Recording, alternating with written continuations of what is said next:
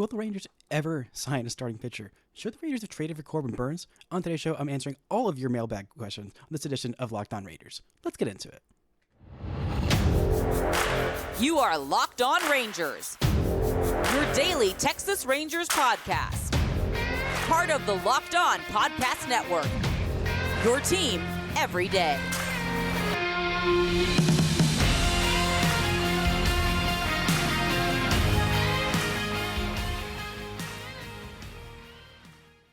You are locked onto the World Series champion Texas Rangers. I'm Bryce Patrick, a cripplingly addicted Texas Rangers fan, covering this team for 10 seasons, including all 5 as the founder and host of this podcast. Thank y'all so much for making Locked On Rangers your first listen every single day. If you're not already, you can follow me on Twitter at Bryce Patrick. You can follow the show at Locked On Rangers. Hit subscribe on your favorite podcasting platform and on YouTube, where the best way you can help grow the show is to comment nearly any single thing below. Now, before we get into today's episode, this episode is brought to you by FanDuel. Make every moment more. New customers, join today and you'll get $200 in bonus bets if your first bet of $5 or more wins. Visit FanDuel.com/lockedon to get started.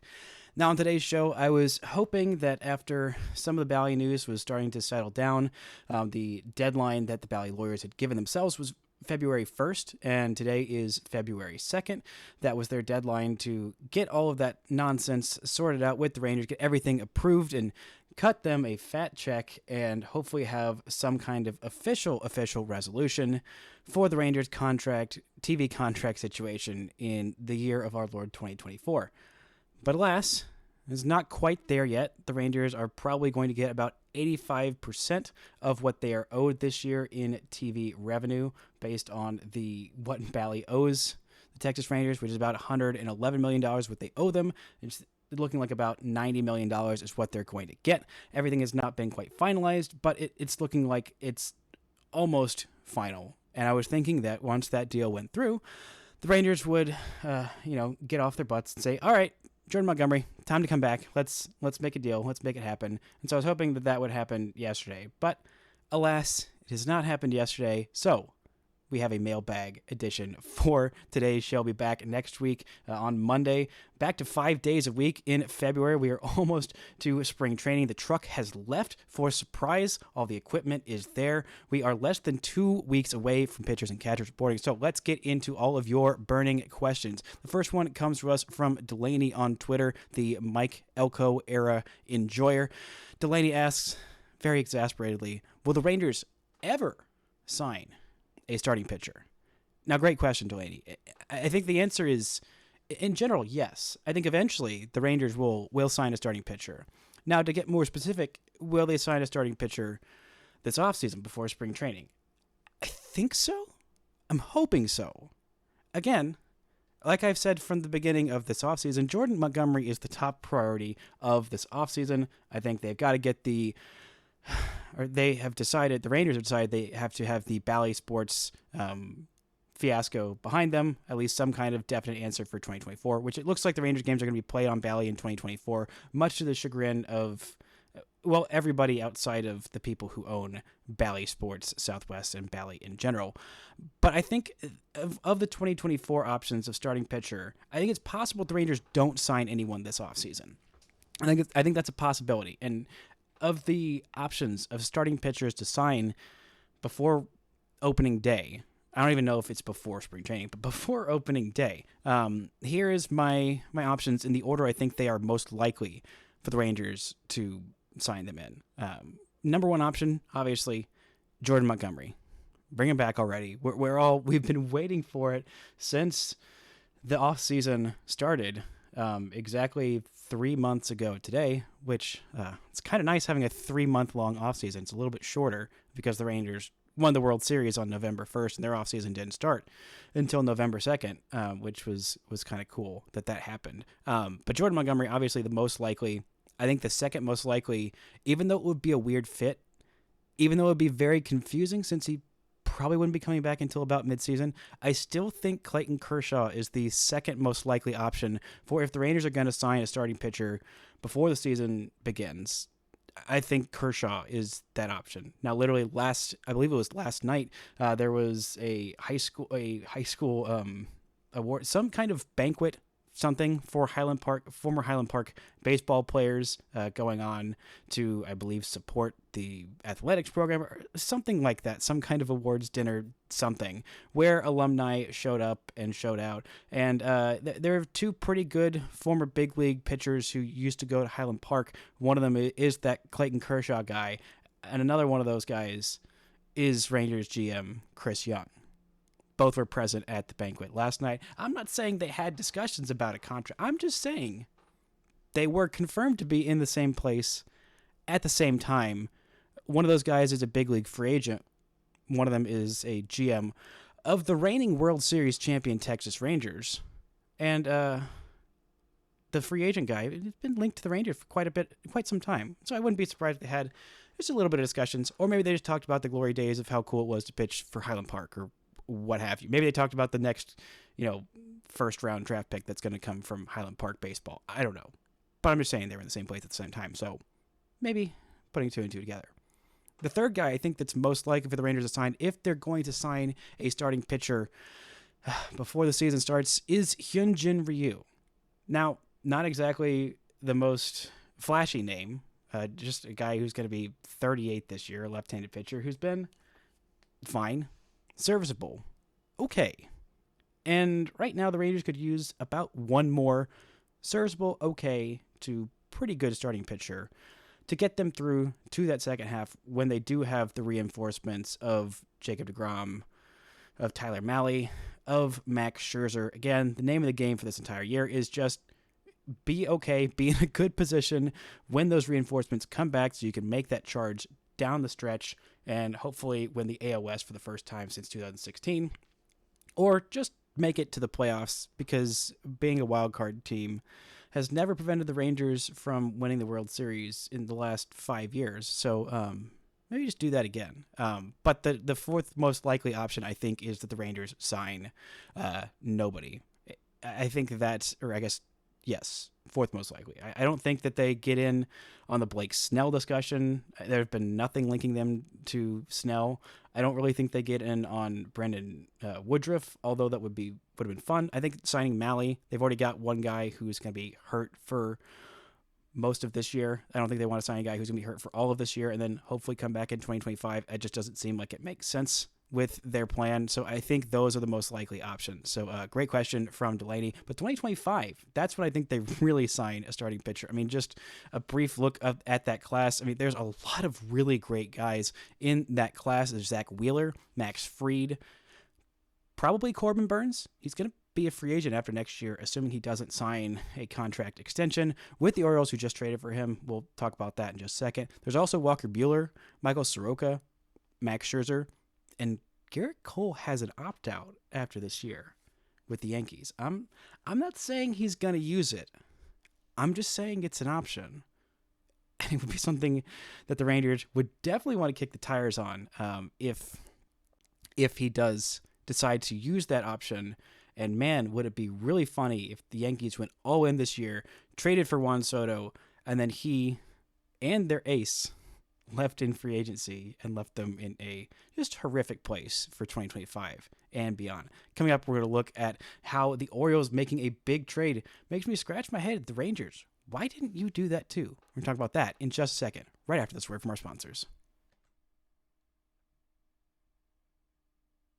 This episode is brought to you by FanDuel. Happy Super Bowl to all who celebrate from FanDuel, America's number one sportsbook. If you're like me, then Super Bowl Sunday is all about scoring the best seat on the couch, grabbing your favorite football snacks, and placing some super bets. If you wanted to bet on this year's Super Bowl, you can check out the odds for MVP, who's going to win, what the score is going to be, all kinds of different fun bets you can make on the Super Bowl. Or if you wanted to bet on the Rangers, going back-to-back as World Series champs, right now their odds are plus 1,200. They are tied with the Baltimore Orioles for the fifth best odds to win the World Series in 2024. If you want to look at the Rangers' win total, you're thinking, I think the Rangers are going to be better than people expect. Right now, the over-under is at 89.5 wins, and the over is at minus 110. I feel really good about taking that over. The Rangers getting more than 89.5 wins, because that would put them at 90 wins, their win total from last year. And I've said a lot this season, or this offseason, the Rangers are probably going to be better in 2024 than in 2023. So new customers join today, you'll get $200 in bonus bets if your first bet of $5 or more wins. Just visit FanDuel.com/lockedon to sign up. That's FanDuel.com/lockedon. Make every moment more with FanDuel, an official sportsbook partner of the NFL. Locked On has launched the first ever national sports 24/7 streaming channel on YouTube. Locked On Sports Today is here for you 24/7, covering the top sports stories of the day with local experts of Locked On, plus our national shows covering every league. Go to Locked On Sports Today on YouTube and subscribe to the first ever national sports 24/7 streaming channel. Now, the next question comes to us. It's a couple of them I'm going to combine into one, both Cade Raspberry and Mr. Datum. Cade's question is, how do you feel about how do you let the Orioles steal Burnes that cheap without going after him too? And you could re-sign Montgomery, and your pre and post All-Star rotations look absolutely insane. And Mr. Datum asked, how do you feel about the Rangers' chances to repeat as champs now that Corbin Burnes is in the American League?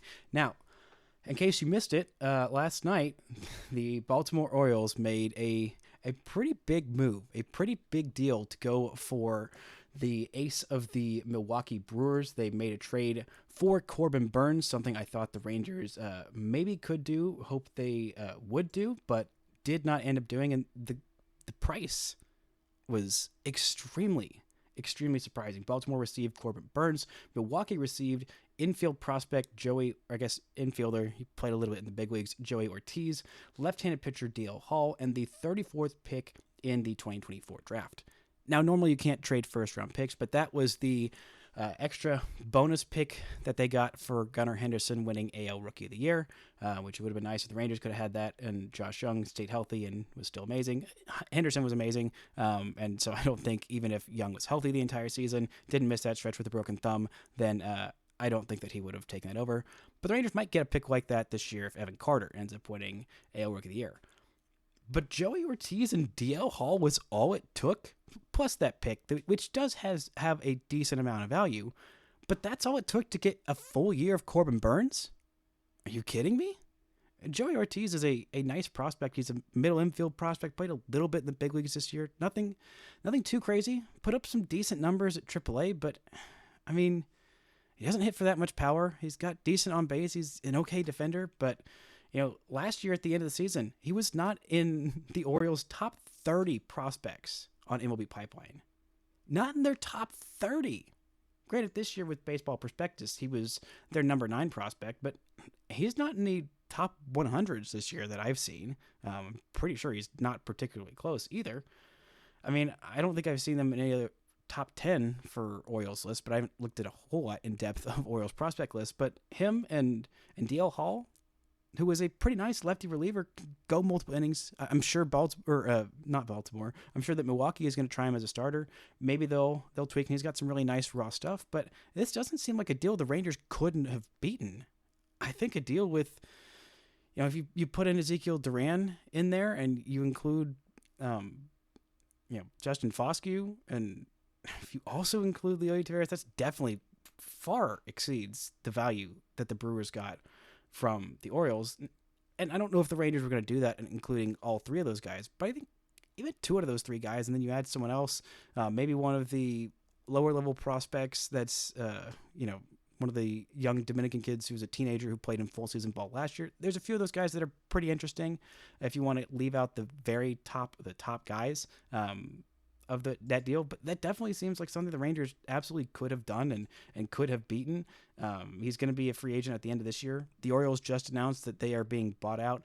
Their owner, who was notorious for never spending money and kind of being putting his foot in his own mouth, just a heck of a lot. I know our Locked On Orioles host Connor Newcomb was just over the moon to hear that some very, very rich guys are going to be buying the Baltimore Orioles and probably spending more than like the $0 that the Orioles have been spending in free agency the last couple years, and put their payroll maybe in the mid tier as opposed to the bottom 5 where it's been pretty much the last 5-6 years.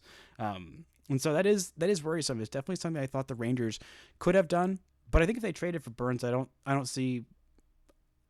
wouldn't have seen them, re-signing Jordan Montgomery.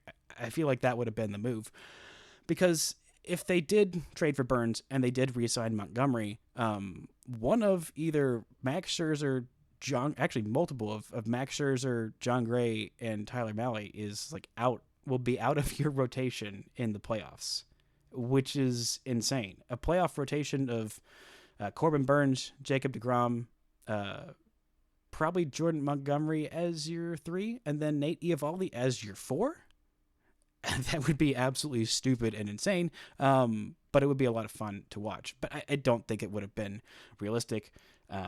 It's definitely something I thought the Rangers could have done, but I don't really get why they didn't, and I don't get why this is the amount that it took to get a guy who has been one of the best pitchers in baseball for the past 5 years. That feels kind of insane that that's all it took to get that level of ace for a full season of control, which is less than the Rangers traded to go get Jordan Montgomery. Granted, they also got a reliever, Chris Stratton, along in that deal. But still, it just kind of has me scratching my head of if that's all it took, why were more teams not in on that? And why did that not happen sooner? Just something to consider. And if I'm more concerned about the Rangers repeating as champs with Corbin Burnes now on the Baltimore Orioles, I think that Orioles team is going to be insanely good this year. They're going to be, I already thought they were going to be very good. But I mean, with this addition, they are just in a very good place. I know that John Smoltz, the biggest Orioles fan in the world, is very excited about the future of those Baltimore Orioles. They are in a good place. It is going to be a fun rivalry, I think, for the next couple of years. This ALDS was not the last time these teams are going to face off in the playoffs, I'm thinking, over the course of the next 5 years. I think this is going to be a start of a very good rivalry from Texas and what has in the past been Texas East. Not as much at this point, but hey, that's a really darn good rotation of Corbin Burnes, Kyle Bradish, and some combination of Dean Kremer and G-Rod as your top 4 guys in the playoff rotation. That's pretty darn solid, and I am really looking forward to a rematch of these teams in the playoffs, and I'm really hoping that it goes a similar way as it did this past year. Now, next question comes for us from Paul Holden, host of Locked On Rockies. Now, it's been a couple years. How do you feel about the John Gray contract? Well, Paul, I feel amazing. I absolutely love John Gray. I think he has been very underrated, very undervalued for what he has brought this Rangers team. I think in 2022, he was such an important part of that rotation, just eating up innings. Those 24 starts and 127 innings that he provided were huge for a rotation that was very questionable, very inconsistent, and he and Martin Perez were the backbone and the entire spine and entire skeletal system of this rotation in 2022, because there was not a whole lot else holding that team together, just munching up innings in a thankless job. And this year he was a little bit more inconsistent, didn't quite have the high highs to the level that he did in 2022, but made 29 starts, pitched over 150 innings, and man, those innings that he pitched in the World Series and in the playoffs in general, especially those 3 innings that he gave the Rangers in Game 3 of that World Series, after Max Scherzer went out with that injury, that's all-time legend stuff. That is something that can get swept under the rug, can get forgotten. But those 3 innings were crucial. And watching that game back, I mean, it was a 1-1 series at that point. It was very much in the balance. I believe it was a very, very tight game for almost the entirety of that game. And you have Max Scherzer go out after 3 innings, and you're like, okay, how much can John Gray give you? How far can he go? And getting the Rangers to the 7th inning, where they could use their top 3 guys, the only 3 relievers that they could really rely on in the playoffs, all playoffs long, getting them those 3 innings and making it scoreless and being that dominant. John Gray is a Texas Rangers hero forever, no matter what else he does. Every player on that roster, everybody who played at all in 2023 is a World Series hero forever, and I'm loving that contract, and I think he's going to have a big role to play in 2024 of getting the Rangers to that second half, and if he can be anywhere near the level of consistency that he was last year, or have some kind of peaks like he did in that June of 2022, or even in May of this year where he was very, very good, that would be huge for the Rangers. Coming up, we're going to look at a very interesting question about the Rangers playing internationally, a little bit about Cole Ragans, and which Rangers actually should be top 10 players at their position, no matter what MLB Network says. Right after this word from our sponsors.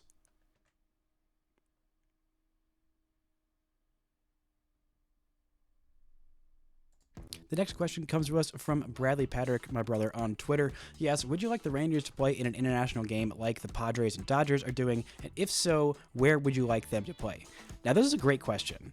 Shout out to my brother for this question. It really made me think. I really went and looked into this and did some research about where I would like the Rangers to play. The obvious answers are, well, there's the London series pretty much every year, and a Rangers-Astros series in London would be a lot of fun. The Major League Baseball games have been played in Australia. I thought that would be kind of interesting. There is a little bit of a baseball population in Australia. There is an Australian Baseball League where some prospects go during the winter. But I thought that was interesting too. And there's not that many, Rangers players that are from that many different countries internationally. It's mostly just the Dominican Republic and then Adolis Garcia from Cuba. And I don't want the Rangers to play in Cuba because I don't want Adolis Garcia to have to face whatever consequences he would for going back into Cuba. And the Dominican would be a lot of fun, but I'm kind of picking somewhere off the board, somewhere that's not a traditional baseball powerhouse, not somewhere that even knows all that much about baseball and hasn't even had a Major League Baseball player from their country. I am picking the Rangers playing in just a few years. I want them to play the Toronto Blue Jays. We'll get to why in a second, but I want them to play in Narendra Modi Stadium in India, which is the largest cricket stadium in India. Capacity of 132,000 spectators. It is in the western part of India, and it is one of the biggest cricket stadiums in the entire world. And I would love the Rangers to play the Toronto Blue Jays there because in this most recent draft, the Blue Jays selected a player, Arjun Nimala, who is from Florida, but his parents immigrated over from India. There have not been a whole lot of people of Indian descent that have made even minor league debuts. There have been just very, very few players. So I think if you wait a few years, when Arjun Nimala is hopefully making the big leagues at some point, he's a first-round pick. He's a shortstop prospect with was a really intriguing player who was from the state of Florida, was the player of the year in Florida. I think that would be really, really interesting to see baseball played in that huge of a stadium and in a cricket stadium. And especially if Arjun Nimala, who is of Indian descent, is playing there, I'm sure that India would pack it out. And just playing baseball in different weird places is good for the game. Like this Seoul series is going to be very, very fun between the Dodgers and the Padres, which is going to be played on the March 20th and 21st, so on my birthday, which is kind of fun for me personally. But yeah, I would love it for the Rangers to play in India, or if they're going to just pick a random country in Europe, I think that would be fun too, or Australia, just wherever. I love these series of putting baseball on display in different places, getting the world to see the best game in the world, and I think that would be a lot of fun. Now, the next question comes to us from Chris Springer, a buddy of mine. He was complaining and arguing with somebody about the top 10 third baseman in baseball, the list that MLB Network came out with, and he asked, is Josh Young a top 10 third baseman in all of baseball? Well, if you look at just based on WAR last year, according to FanGraphs metric, Josh Young was the 14th most valuable third baseman in all of baseball. He was behind such greats as Max Muncy, Eugenio Suarez, Heimer Candelario, Ke'Bryan Hayes, Nolan Arenado. But I don't think that really gives the full picture of what Josh Young was last year. I mean, his value defensively, I feel like was pretty criminally underrated. Having a 2.5 WAR season in just 122 games was fantastic. I put him pretty comfortably in my top 10. Austin Riley led all of Major League Baseball among third basemen in FanGraphs WAR with a 5.2 WAR last year. Jose Ramirez was the only other guy above 5. I'm surprised that Gunnar Henderson wasn't above 5. He was at 4.6. But I think Bregman's being a little bit overrated there defensively, even offensively. I love what I saw from Josh Young last year. I think he's going to be fantastic. I would put him probably around 7 or 8, probably behind Machado, in my opinion. He's behind probably Riley, Jose Ramirez, Gunnar Henderson as well. maybe Isaac Paredes, depending on how you feel about him. I think he's a better third baseman than Matt Chapman, just overall. And Devers, it's pretty close because Devers doesn't have a whole lot of value defensively, but is an absolute monster offensively. So you can kind of go either way with that. But I'd say he's kind of on the fringes. I think with another great year, he puts himself very comfortably into that category. He was a starter on the World Series champion. He started the All-Star game. He deserved to start the All-Star game, but he fell off just a little bit in the second half after sustaining that thumb injury. He has a foolproof plan to not have his thumb broken next year. He said he's just going to keep his eye on the ball and not let him hit him in the thumb and break his thumb. So I think that's a great idea, and I would love for him to do that and not have his thumb broken next year or miss any time because I love watching Josh Young play baseball. Next question comes to us from Philip. Can you make me feel better about us being a finger blister or worse away from a bullpen game or a spot start from a AA/AAA call-up? Hopefully we'll sign a starting pitcher before spring training starts, but yeesh. I'm going to try my best, but it's not super great right now. I mean, basically, if someone in the starting rotation, as of now, goes down in the first half before those reinforcements are here, your options are probably Zach Kent, Owen White, Jose Urena, or Jack Leiter.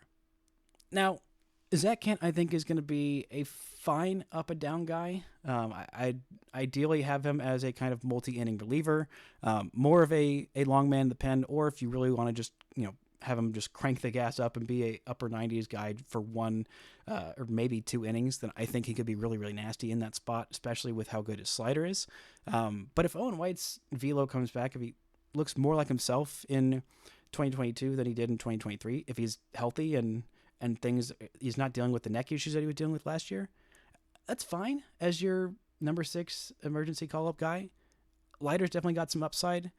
Urena can eat some innings and not be horrible.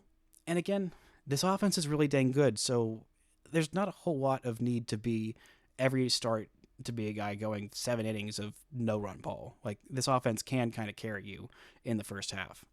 Next question comes to us from Matt McCutcheon. Where would this team be if Cole Reagans were still here? Now, I've thought about this a lot, and of the trades that the Rangers have made, you can't really second guess it because, again, the Rangers won the World Series. They did it. They won the World Series, so every move was a success. And I don't know if they get there without Aroldis Chapman. As wild and erratic as he was effective. He did help that Rangers bullpen. He did help in the playoffs. The Rangers won a World Championship with him on the team. Granted, I would still very much like to have Cole Reagans back because I would feel much better about the state of this entire team. I would not be worrying at all about re-signing Jordan Montgomery. I would not be worried at all about the Orioles acquiring Corbin Burnes. I would be saying, ha ha ha, can't wait till this rotation gets to the playoffs, because having a starting rotation of Jacob deGrom, then Cole Reagans as your number 2, then Nate Eovaldi as your 3, and then one of Max Scherzer or Tyler Mahle as your number 4 in your playoff rotation. My God, would that be incredible.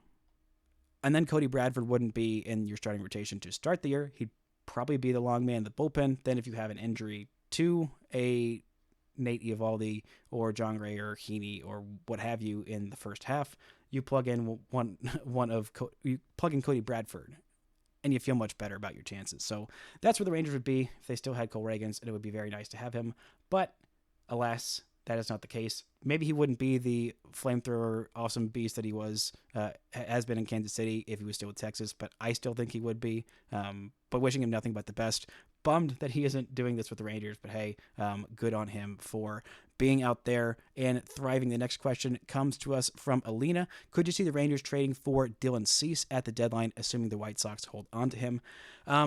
Short answer is no. I think they could trade for him right now to start the season, but I think trading for a starting pitcher at the deadline is just not going to happen this year for the Rangers, mainly because they have those 3 starting pitchers coming off the IL at some point around the deadline. I don't see them trading for an additional starting pitcher unless there's just some catastrophic, rash of injuries, in which case I just, even then, I really couldn't see the Rangers doing much to trade for a starting pitcher. I think they'll probably be in the market for a reliever because you're always in the market for a reliever. Maybe they'll be in the market for another bat, but I don't think so unless they don't sign a DH at this point and the young guys who they call up to be the DH are not quite getting the job done, which, again, I don't think will be the case. So I don't think the Rangers would be super active at the trade deadline this year, and I don't think they would trade for Cease at the deadline if the White Sox hold on to him, but I think they could trade for him now. I wouldn't love it, but I think it's definitely possible.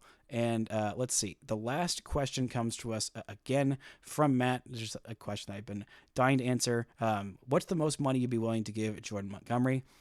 Now, we talked a lot yesterday, me and Grant, about the Rangers signing Montgomery and about trusting pitching prospects to come up and eat innings. And so go listen to that episode. It was very good discussion. Also about the Rangers just spending money smartly. So for Montgomery, he's asking for about $25 million a year. It'll be somewhere around 6 or 7 years. So the main deal I think should happen that I'd be pretty comfortable with is about 6 years, $150 million. 5 years, $125 million I would be ecstatic about that. Right now, Spotrac is still projecting him for 6 years, $110 million. That's about $18.5 million a year. I think that would be exceptional. If that's an offer on the table, I think the Rangers would have signed that like yesterday. Like, I don't see a scenario where the Rangers, it's going to be more than 6 years, $110 million. Like, it just is. Because if that was the baseline and the Rangers are going under that, or they're just waiting on the Bally thing, that would be kind of insane. If that Bally money, knowing the particular dollar amount, kept them from signing him for an average of $18.5 million a year for 6 years, I think that'd be nuts. But the absolute most, I think 7 years, $175 million a year.